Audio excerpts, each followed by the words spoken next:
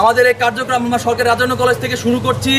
প্রথমে আমরা শোক মিছিল নিয়ে আমরা এর সরকারি রাজেন্দ্র কলেজ প্রদক্ষিণ করব।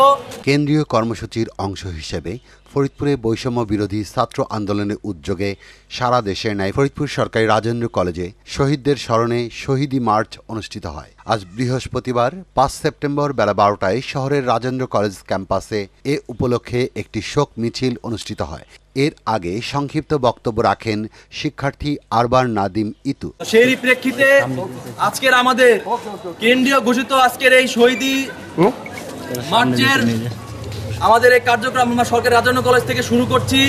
প্রথমে আমরা শোক মিছিল নিয়ে আমরা এর সরকারি রাজেন্দ্র কলেজ প্রদক্ষিণ করব। তার পরবর্তীতে আমাদের যে কর্মসূচি সেটি শুরু করব। ধন্যবাদ। এবং বিভিন্ন প্রতিষ্ঠানের শিক্ষার্থীরা অংশগ্রহণ করেন।